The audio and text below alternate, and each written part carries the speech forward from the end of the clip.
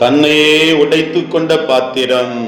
லூக்கா 15:12. அவர்களில் இளையவன் தகப்பனை நோக்கி, தகப்பனே, ஆஸ்தியில் எனக்கு வரும் பங்கை எனக்கு தர வேண்டும் என்றான். அந்தபடி அவன் அவர்களுக்கு தன் ஆஸ்தியை பங்கிட்டு கொடுத்தான். இந்த அருமையான இளைய குமாரனை குறித்து வேதம் சொல்லுகிறது, அவன் தன்னையே உடைத்துக் கொண்ட பாத்திரமாய், தகப்பனுடைய அன்பை விட்டு தானாகவே விரிந்து சென்ற பாத்திரமாய் இங்கே பதிவு செய்யப்பட்டிருக்கிறது. என்னுடைய காலத்துக்கு பின்பதாய் எல்லாம் உனக்குத்தானே என்று தகப்பன் போராடி இருக்க கூடும். ஆனால் தகப்பனுடைய அன்பை புறந்தள்ளினவனாய் தகப்பனிடத்திலிருந்து பிரிந்து செல்கிறதை பார்க்கிறோமே. அன்றைக்கு யூத கலாச்சாரத்திலே தந்தை உயிரோடு இருக்கிற பொழுது சொத்தை கேட்கிற அப்படிப்பட்ட ஒரு நிலை இருக்கும் என்றால், நீங்கள் எப்போது சாவீர்கள், அதுவரை எனக்கு பொறுத்திருக்க முடியாது, என்னால் காத்திருக்க முடியாது என்று சொல்லாமல் சொல்லி அந்த சொத்தை இவன் பங்கிட்டு வாங்கி கொண்டதை பார்க்கிறோமே. உலக சிநேகம் தேவனுக்கு விரோதமான பகை என்பதை அறிந்திருக்கிறோமே. உலகத்தில்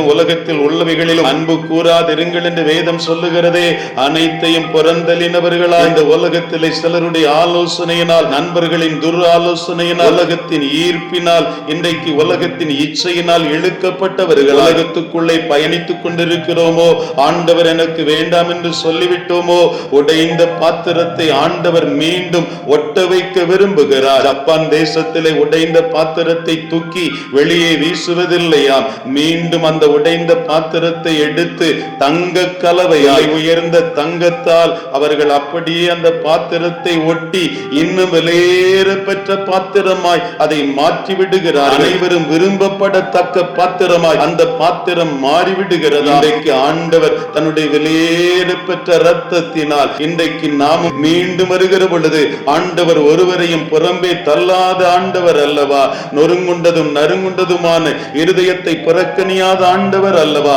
உடைந்த பாத்திரமாய் காணப்பட்டாலும் அதை ஒட்ட வைத்து மீண்டும் நல்ல ஒரு பாத்திரமாய் இந்த உலகிற்கு முன் கொண்டு வருகிற ஆண்டவர் அல்லவா? முன்பை விட வெளியேறப்பெற்ற பாத்திரமாய் மாற்றி அழகு பார்க்கிற ஆண்டவர் அல்லவா? அவருடைய கரத்திலே ஒரு விசை நம்மை அர்ப்பணிக்கலாமா? ஆண்டவரே, என்னை உம்முடைய கரத்திலே தருகிறேன் ஆண்டவரே. ஏதோ சில நினைவுகளால், சிலருடைய ஆலோசனையினால் இன்றைக்கு உடைக்கப்பட்டு விட்டது உண்மைதான். என்னையே நான் விடுவித்துக் கொண்டது உண்மைதான். இன்றைக்கு உம்மிடத்தில் வருகிறேன். வெளியேற பெற்ற வஸ்திரம் எனக்கு தேவை ஆண்டவரே. அதற்கு தேவை உம்முடைய இரத்தம். அந்த இரத்தம் என்னை கழுவட்டும் என்று சொல்லி அவருடைய கரத்தில் ஒப்பு கொடுத்து அர்ப்பணிக்கலாமா? இயேசுவே, உம்முடைய இரத்தம் எங்களை கழுவட்டும்.